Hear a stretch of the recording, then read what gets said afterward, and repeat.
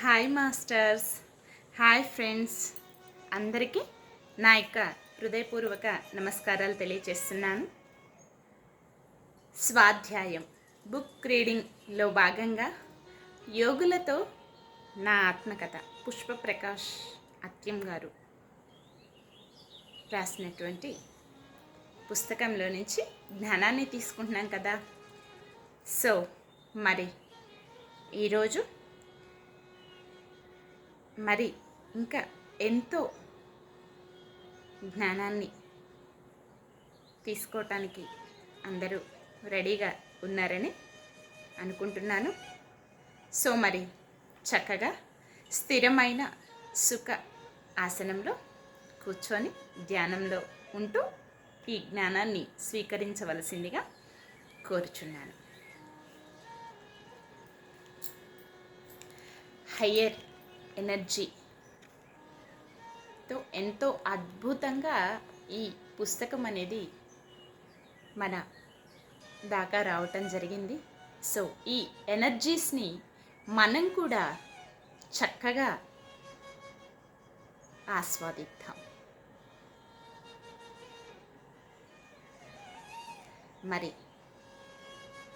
ఇంత అద్భుతమైన సెక్షన్ జరగటానికి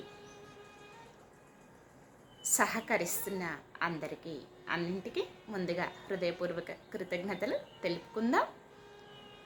వెన్నుపూస నిటారుగా ఉంచి స్థిరమైన సుఖ ఆసనములో కూర్చోండి. వేళ్ళల్లోకి వేళ్ళు పెట్టుకోండి. మీ రెండు కాళ్ళను కూడా క్రాస్ చేసుకోండి. రెండు కళ్ళను క్లోజ్ చేసుకోండి.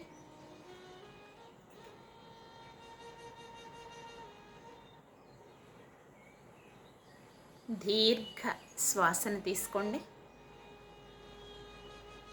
నిదానంగా శ్వాసను బయటికి వదిలివేయండి. మరొక్కసారి దీర్ఘ శ్వాసను తీసుకోండి. నిదానంగా శ్వాసను బయటికి వదిలివేయండి.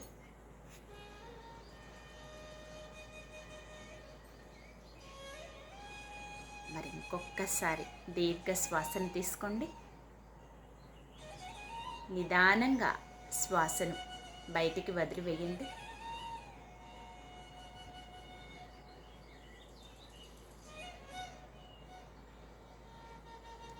సహజంగా జరిగేటటువంటి శ్వాసను గమనిస్తూ శ్వాసతో అనుసంధానం అవుతూ అంతరంగంలోనికి ప్రయాణించండి. My dear masters and my dear friends.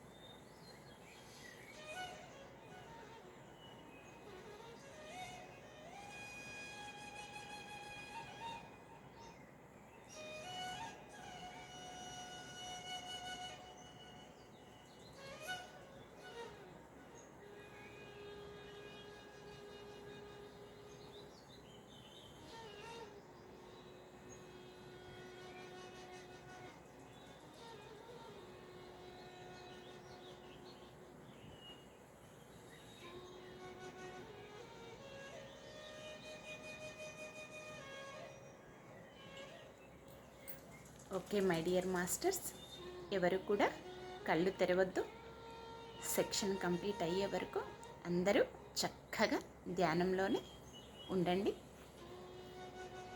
Sundara Chaitanya Swamy frequency 28/10/1996. అప్పట్లో శ్రీ సుందర చైతన్య గారు చెప్పే ఉపన్యాసం అంటే నాకు చాలా ఇష్టం. పురాణాల గురించి చెబుతూ జోక్స్ వేసి నవ్విస్తూ ఉండేవారు. ఒకరోజు చైతన్య గురువు గారు ఉన్న లోకానికి వెళ్ళాలి అనుకున్నా. నిద్రపోయేటప్పుడు అదే ఆలోచనతో పడుకున్నాను. మెల్లగా సూక్ష్మ శరీరం వెలుపల నుంచి రావటం గమనిస్తూ ఎరుకతో ఉన్నాను. సుందర చైతన్యుల వారి లోకానికి తీసుకుని వెళ్ళి అక్కడ కూడా అవే ఉపన్యాసాలు. మనం క్రింద ఏ ఆలోచనలతో ఉన్నామో పైన కూడా అదే జరుగుతుంది అని తెలుసుకొని, ఇక్కడ ఉపన్యాసాలు కాదు, నాకు కావలసింది జ్ఞానం అని సూక్ష్మ శరీరం కూడా ధ్యాన నిమగ్నం అవటంతో దివ్యనేత్రం నుంచి నా ముందు కొన్ని నక్షత్రాల నుంచి కాంతులు స్పాట్స్లా చిన్నవిగా నా ఒడిలో పడుతూ ఉండటం చూసి, ఇవి ఎలా గుర్తుపెట్టుకోవాలి అని అనుకుంటూ ఉండగా నా ముందు ఒక తెల్లని పేపర్ వచ్చి, పేపర్లో అన్ని కాంతుల బీజాలను అక్షర రూపంలో పొందుపరిచి వాటిని రహస్యంగా తీసుకుపోయి నీ గ్రహంలో పెట్టు, ఎందుకో తరువాత తెలుస్తుంది అని చెప్పారు. ఒకటి మాత్రం సత్యం, ప్రతి ఒక్క నక్షత్రవాసి సహాయం నాకు భూమి మీద అందుతోంది. ఏమీ తెలియనప్పుడు వారు నాకు తెలియజేస్తూ ఉంటున్నారు. అందరూ గురువులే కదా, రూపంగా చూడగా తల్లిగా గుర్తిస్తూ జ్ఞానాన్ని తీసుకో అంది కాంతి. రూపంగా చూడక తల్లిగా గుర్తిస్తూ జ్ఞానాన్ని తీసుకో అంది కాంతి. ఆత్మ రహస్యం బట్టబయలు 1996. సాదా సీదా అనుకునే మనమంతా కూడా ఎంతో ఎంతో గొప్ప యోగులం. గురువుగారు చెప్పినట్లు ఎందరో మహారుషులు మనలో ఉన్నారో తెలుసుకొని నన్ను నేను మరిచాను. జీవితంలో ఆత్మ యొక్క ఆనందం పొంది చచ్చిపో అన్నారు గురువులు. నిజమే కదా, ఎన్ని జన్మలు ఎత్తినా తినటం, తాగటం, పడుకోవటం తప్పితే మనం భగవంతుడు ఏం చేస్తే తృప్తి పడతాడో తెలుసుకోలేక భగవంతుని పైన భారం వేస్తాం. ఆ భగవంతుడే మనం అన్న సత్యాన్ని ఎందుకు తెలుసుకోలేకపోయాను? పశుపక్షాదులు చేసే పనులను చూసి వాటి ద్వారా కూడా ఎంతో నేర్చుకుని తిరిగి మళ్ళీ మానవ జన్మ తీసుకున్నాం. 100 జన్మల నుంచి మన తపనకు మనకు సరితూగు గురువులు సరి అయిన టైంలోనే దొరుకుతారు అని తెలుసుకున్నాను. గురువుకైతే మాట ఇచ్చాను, ఎలా వ్రాయాలి అని ఆలోచనలో ధ్యానానికి కూర్చున్న 2-3 రోజులు తపన పడ్డా. లోనుంచి అంతర ప్రేరణ మొదలయ్యింది. అప్పుడు అంతరం నుంచి నువ్వు శరీరం అనుకుంటున్నావేమో, ఆత్మ తీసుకున్న జన్మలు, ఆత్మ యొక్క జ్ఞానం నీ అణువుల సముదాయంతో పరమాణువుల గురించి వ్రాయబడుతుంది. నేను నిమిత్త మాత్రురాల్ని. నా నుంచి వ్రాయించేదంతా ఆ ప్రకృతి దేవతలే అనుకో అని సందేశం రాగా ధైర్యంగా ప్రతి క్షణం అంతరంగంలో ఉంటూ రాస్తున్నాను. దేవుణ్ణి నా ఎదురుగా పటంలో చూస్తున్నానే. నా దేవునిది అంత చిన్న రూపం కాదు, విశ్వమంతా ఉన్నటువంటి రూపం. అందుకే ఒక్కొక్క అనుభవం వచ్చినప్పుడు అబ్బా ఎంత బాగా చూస్తున్నాను, మాట్లాడగలుగుతున్నాను అనుకునేదాన్ని. అంతటా విన్నటువంటి చైతన్య శక్తిని ఇంత ఆలస్యంగా గమనిస్తున్నానా అని పుస్తకం వ్రాస్తున్నంతసేపు నాలో నాకే తెలియని బాధ. భక్త రామదాస్ అయిపోయా. 6 నెలల నుంచి ఇంటిలో ఉండేది ఇందుక అనుకున్నా. క్లాస్లో ఒక మాస్టర్ చెప్పారు, మీ జీవితం మీ చేతుల్లోనే ఉంది అని. సరే, అయితే నా యొక్క పూర్ణాత్మను తెలుసుకోవాలని శ్వాస మీద ధ్యాస పెట్టా. నేను పూర్తిగా పెద్ద శరీరముతో నా బొడ్డు నుంచి ఒక వెంటుకంత సైజులో తెల్ల పొగ ఆకాశంలో ఉన్న ఒక శుద్ధ పురుషుని బొడ్డుకు కనెక్షన్ అయి కనిపిస్తూ ఉంది. ఏమిటది? ఇతని పేరు ఏమిటి అనుకునేటప్పటికీ క్రింద పెద్ద హోమగుండం, దాని చుట్టూ సప్తఋషులు వేద మంత్రాలు చదువుతూ ఉండగా నా చూపు వారిపైన పడింది. నా మోకాళ్ళ వరకే ఉన్నారు. వారు దోసిలి నిండా పూల రేకులను పైకి విసిరారు. ఆ పూలు నా మీద పడ్డాయి. భయపడి లేవటానికి ప్రయత్నించి డిస్టర్బ్ అయ్యాను. తీరా లేచిన తరువాత చూస్తే నా పైన ఎండిన పూలు ఉన్నాయి. హోమగుండం పైన ఒక తెల్లని గుర్రం పోయింది. ఏమిటా అన్నాను.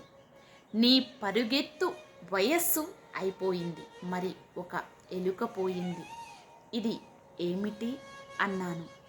అది నీ అజ్ఞానం అన్నారు. మరి సందేశాలు ఎంతో రహస్యంగా మర్మంగా ఉంటాయి. చాలా జాగ్రత్తగా గమనించటం, మననం చేసుకోవటం, ఇలా చదువుతూ పోతే ఆ మహర్షి ఎవరో తెలుస్తుంది. ఆత్మయోగంలోకి మహాప్రవేశం అనే పుస్తకం చదవమని వచ్చింది 1996. దానిలో మనం మన సౌర దేవతలతో, పూర్ణాత్మతో, మన మహాగురువులతో, దేవతలతో మరింత ఉన్నత మానసిక అనుభూతిక తీరాలలో పనిచేస్తున్న సిద్ధులతో, సాధ్యులతో, ఆత్మయోగులతో, ఓ నిర్ణీత సిద్ధులతో, సాధ్యులతో, స్థానాన్ని స్తంభాలతో, శ్వేత దీపంతో అనుసంధానం పొందాలి అని ఉంది. అటువంటి సంబంధాలు ఏర్పడితే భూమి మీద అందరికీ ఉపయోగపడి మన ప్రయోజకత్వం అనేక రెట్లు వృద్ధి చేయబడుతుంది. ఎన్నో తలాలలో ఉన్న మానవాళికి మనం సహాయపడగలుగుతున్నాం. మానవులకు యుక్తమైన మార్గాలలో నడిపించగలిగే మార్గదర్శి మీ గురువు. మిమ్ముల్ని మీ జీవిత ధ్యేయానికి అనుగుణంగా ఉంచుతారు. నన్ను నేను తెలుసుకోకముందు ఎందుకు నేను ఎప్పుడూ ఏదో ఒక అనారోగ్యంతో బాధపడేదాన్ని అనుకున్నాను. 1996వ సంవత్సరంలో ధ్యానానికి వచ్చి ఆలోచించేదాన్ని. 14 ఏళ్ల తరువాత కూడా ఎందుకు నాకు తల వెనుక నొప్పి అని మనస్సులో బాధపడ్డాను. ఒక నిజమైన యోగి ఎప్పుడు జీవితమంతా పరీక్షలలోనే ఉంటాడు. ఎప్పుడు ఎవరి మీదో ఆధారపడకుండా సొంత ఆత్మశక్తి మీద, స్వశక్తి మీద ఆధారపడటమే ఒకానొక యోగి యొక్క లక్షణం అన్నారు ఒక మాస్టర్. ప్రతి ఆత్మ యోగి చిట్ట చివరకు తన అంతరంగములో ఉన్న కాంతితోనే, అంతరాత్మతోనే సాధించుకోవాలి. అంతరాత్మే స్వరులకు సహాయపడటానికి సర్వసిద్ధంగా ఉంటుంది. మీకు అత్యంత విలువైన ఆత్మ శక్తులన్నీ ఉన్నాయి. కాబట్టి ఆత్మ అంటే ఏమిటో ఎవరో తెలియకపోయినా మీరు ఆత్మస్థితిలో ఉంటే ఆత్మయోగులవుతారు అని తెలిపింది. ఎంతోమందికి ఎన్ని రకాలు చెబుతాను, వారేమో బాగు చేసుకుంటున్నారు. నేను అలా కాదు, పూర్ణాత్మ చెప్పినప్పుడే బాగవుతుంది అని ఊరికుండిపోయాను. వదిన 1996 ముందుగా తల్లి లాంటి మా పెద్ద వదిన ఆత్మను పైకి పంపాను. నేను పుట్టుక ముందు ఆమె మా ఇంటి దేవత అయ్యింది కాబట్టి తల్లి అంటున్నా. ఫస్ట్ టైం కదా, ఒక సోల్ని ఎలా పంపాలో తెలియదు. మా వారు ఏదో పని మీద బెంగళూరు వెళ్ళారనుకుంటా. ఆ రాత్రి ధ్యానానికి కూర్చున్న నన్ను ఒక సోల్ డిస్టర్బ్ చేస్తూ నేను పైకి వెళ్ళాలి అంటోంది. నిచ్చెన ఎక్కి పైకి పో అన్నాను. నాకు నిచ్చెన ఎక్కేది రాదు, నన్ను పంపు అంది. దోమతెరె అంతా గిర్రున తిరుగుతూ ఉంది.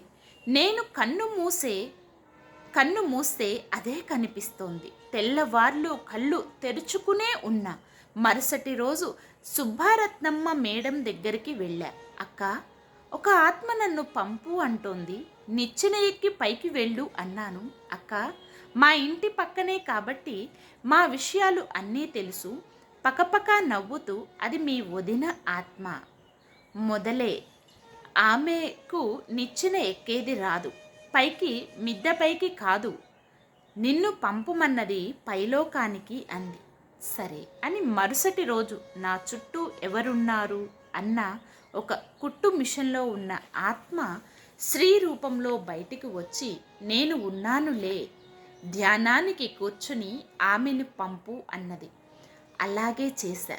చాలా సంతోషంగా పైకి వెళ్ళిపోయింది. నువ్వు ఎందుకు వచ్చావో తెలుసుకో, నీ డ్యూటీ ఏమిటో తెలుస్తుంది అన్నారు ఒకసారి గురువుగారు. పత్రి గారు వచ్చినప్పుడు చెప్పా ఈ విషయం. మరి నా డ్యూటీనే అది. ఈ విషయం పత్రి గారు వచ్చినప్పుడు చెప్పా ఈ విషయం. మరి నీ డ్యూటీనే అది అన్నారు. డ్యూటీ అని గురుదేవులు అంటే ఇదా తండ్రి అనుకున్నా. ఇంకా ఏమాత్రం జంకు లేకుండా నా డ్యూటీ నేను చేసుకుంటూ వెళ్ళేదాన్ని. నాకు గురువే గురి. నేను ఒక ప్రశ్న వేశా, సార్, ఆత్మలను పైకి పంపితే నాకేమీ ఇబ్బంది కాదు కదా అన్నాను. ఏమిటి మేడం అలా అంటారు, వారు ఎంతో ఇష్టంతో కదా పైకి పోయేది, ఆ స్థానంలో మీకు జ్ఞానం శక్తి లభిస్తాయి అన్నారు. గుడ్డిగా ఆయన గురువును పూర్తిగా నమ్మి నా పని చేస్తున్నాను.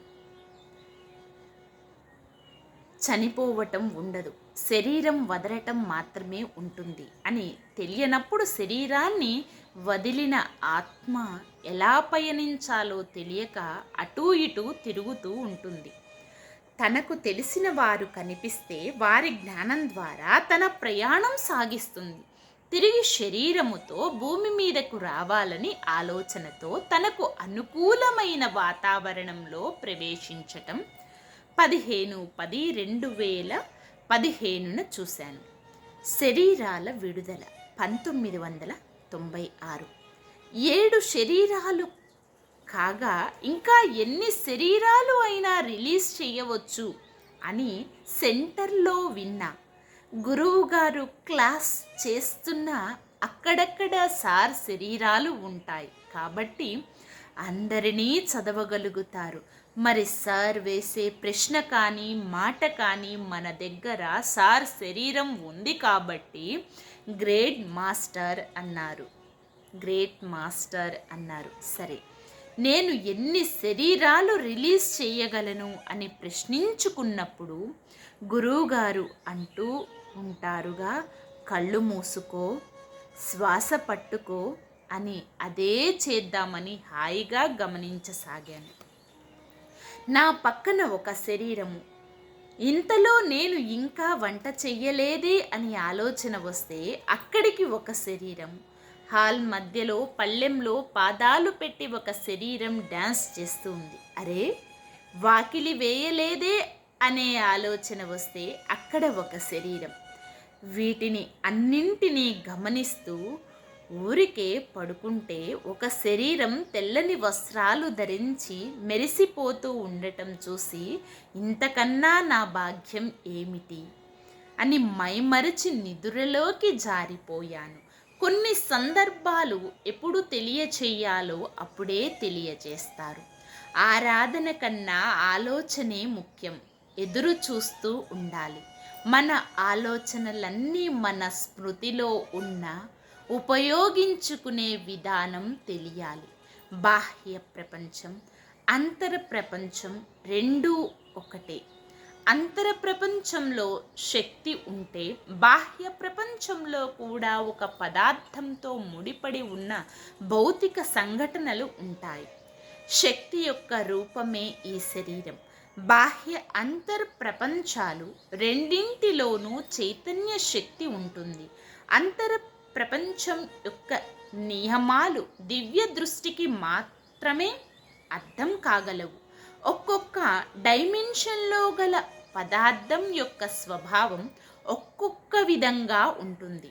బాహ్యంలో నియమాలు అంతరంలో వర్తించవు. సృష్టిలో అన్నింటికీ వ్యక్తిత్వం అన్నది ఉంటుంది. మనకున్నటువంటి వ్యక్తిత్వాన్ని ఎలా కాపాడుకున్నట్లే వాటిని మన్నించాలి. ప్రతి ఆత్మ శకలము చైతన్య పరిణామంగా విశిష్టమైనదే. మన ఆలోచనలను దరిద్రం, దుఃఖం, అనారోగ్యం, అశాంతి వైపు నుంచి నేను ఆనందంగా ఆరోగ్యంగా ఉన్నాను అని ప్రశాంతత వైపుకు మరలించుకుంటే మన దారి పూల తోటలో విహరిస్తున్నట్లుగా ఉంటుంది. మన ఊహాశక్తికి బలమిచ్చిన వాళ్ళమవుతాము. సూక్ష్మ శరీర యానం 2015. ప్రతి క్షణం నాకు సూక్ష్మ శరీరం గురించి గురువుగారు సందేశాలు ఏం చెబుతారు అన్న ఆలోచనే. సార్ సమీపంలో ఉన్నప్పుడు ఎక్కువగా మౌనంగానే థాట్ రిలీజ్ చేసేదాన్ని. మనం ఏం అడిగితే గురువు గారికి కోపం వస్తుందో అని భయం. సార్ మన శరీరాలనే కాదు, మన అంతరంగాలను కూడా చదవగలరు. అంతర ప్రపంచంలో మాటలు, భావాలు మన నేత్రాలకు కనిపించనివి ఎన్నో ఉన్నాయి.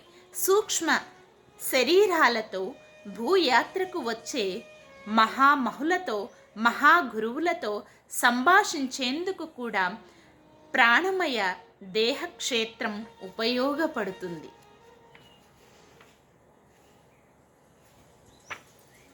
సూక్ష్మ శరీరం బయటకు ఎలా వస్తుందో గమనించు అని చెప్పారు. తేలికగా శరీరం నుంచి సూక్ష్మ శరీరాన్ని విడుదల చేశాను.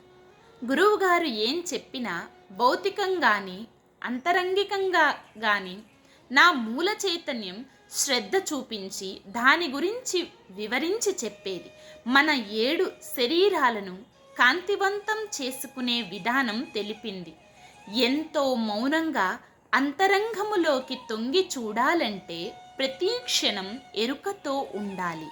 అది చాలా కష్టమేమో అనుకుంటాం, కానీ కాదు. చాలా సులువుగా ఈ ధ్యాన మార్గము ద్వారా ఎంతో తెలుసుకున్నాను.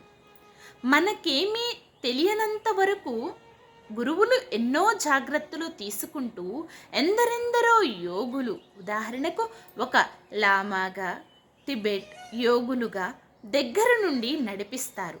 ఆ ఎనర్జీస్ మన చుట్టూ ఉంటాయి. నాకేమీ తెలియని సాదా సీదా గృహిణిని. విశ్వంలో ఇంత జ్ఞానముందా నేర్చుకోవటానికి అనిపించేది. నేను పూర్ణాత్మతో అనుసంధానం అయిన తరువాత చాలా నేర్చుకుంటూ వస్తున్నాను. మహానంది తొలి ఆత్మదర్శనం 1996. నేను ఎప్పుడు వెళ్ళినా ఆస్ట్రాల్గా శివాలయాలకే వెళ్ళేదాన్ని. ఏమిటది? ఎందుకు? నా గురువుగారు చూస్తే రాతిలో ఉన్న దేవుణ్ణి కాదు, నీలో దేవుణ్ణి చూసుకో అంటారు. ఏమిటి నా పిచ్చి? మహానందిలో ఉన్న శివాలయానికి వెళ్ళాను. అక్కడ దేవుడు కనిపించలేదు. ఆలయం మొత్తం దివ్య కాంతితో నిండి ఉంది. అక్కడ చూసిన వెలుగులే నా ఆత్మను చూపించేవారు. ఒక్కరూ లేరా అనుకున్నాను. అంతలో లోక కళ్యాణం కోసం ఉన్నటువంటి నారద మహాశయులు ఒక బ్రాహ్మణునిలా నా ముందుకు వచ్చి, నీ పూర్ణాత్మ నీకు ఏదో చెప్పాలని ఎదురు చూస్తూ ఉంటే నువ్వు వెళ్ళవా? శంకరునికి కుడి పక్కన గొప్ప కాంతులతో ఉందే, అది నీవే అన్నారు. మరి తాను కాంతి, నేను శరీరముతో ఉన్నాను కదా అన్నాను. ఆ తొడుగు తీసివేస్తే నువ్వు కూడా అలానే ఉంటావు, అంతా కాంతియే. మరి ఈ సృష్టి మొత్తము కాంతియే, నీకు ఏం కావాలో కోరుకోవాలి అన్నారు. తానే నేనైనప్పుడు మళ్ళీ నేను అడిగేదేమిటి అని ధ్యానంలో కూర్చున్న కాంతి రూపముతో కృష్ణ మాస్టర్ కనిపించారు. ఈ జ్ఞానం చేత ఏం చేయించాలనుకున్నారు అన్నాను. 2 చేతులలో ఉన్న 2 కంకణాలను కలిపితే ఒక విధమైన జుంకార శబ్దం వస్తూ ఉంది. అలా 3 సార్లు చేస్తూనే ఉంటే నాకు వెన్నుబాగాన ఏదో తాకినట్లయింది. నేను నా ఆత్మ వేరు కాదని ఆనందంతో తిరిగి శరీరంలోకి వచ్చాను. ప్రతి ఒక్కరిలో ఎన్నో రకాల అనుభవాలు వస్తూ ఉంటాయి. వాటిని మననం చేసుకొని ధ్యాన నిమగ్నం కావాలనే తెలుపుతూ ఉన్నాను. నేను ఎదుటి వారి జ్ఞానాన్ని ఎందుకు బాహ్యంలో పెద్దగా గుర్తించుకోలేకపోతున్నా అని గురువుగారిని అడిగితే, ఆత్మ యొక్క జ్ఞానాన్ని సూక్ష్మరూపం ద్వారా గమనిస్తూ ఉంటే అంతకన్నా ఇంకా ఏం కావాలి అన్నారు గురువుగారు.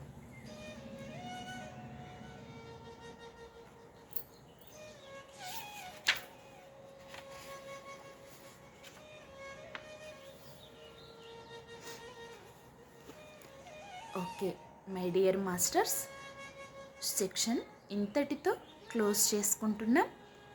మళ్ళీ నెక్స్ట్ క్లాస్లో కంటిన్యూ చేసుకుందాం. మరి సెక్షన్ క్లోజ్ చేసుకునే ముందు ఇప్పటి వరకు విన్న జ్ఞానాన్నంతా మనలో సంపూర్ణంగా నింపుకోవటం కోసం, ఆ ఎనర్జీస్కి కనెక్ట్ అవ్వటం కోసం చక్కగా ఆఖరి నిమిషం ధ్యానం.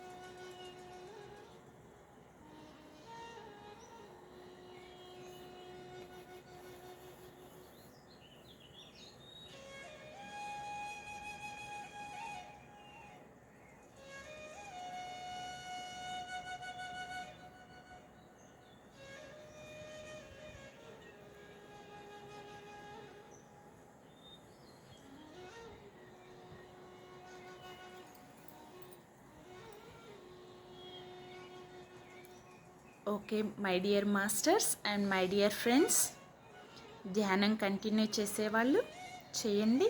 మిగతా వాళ్ళు నిదానంగా సహజ స్థితికి వస్తూ మీ 2 చేతులను కూడా విడతీస్తూ మీ కంటి మీద పెట్టుకోండి. 5 4 3 2 1 0. మీ 2 చేతులను మీ కంటికి ఎదురుగా పెట్టుకొని నిదానంగా కళ్ళను ఓపెన్ చేయండి. Okay, thank you masters, thank you friends. మరి ఇంత అద్భుతమైన సెక్షన్ జరగటానికి సహకరించిన అందరికీ అన్నింటికీ నా యొక్క హృదయపూర్వక కృతజ్ఞతలు తెలియచేసుకుంటున్నాను. Thank you everyone, love you everyone, thank you to all, love you to all. Thank you universe, love you universe, thank you, thank you, thank you. మరొక సెక్షన్లో మళ్ళీ కలుసుకుందాం.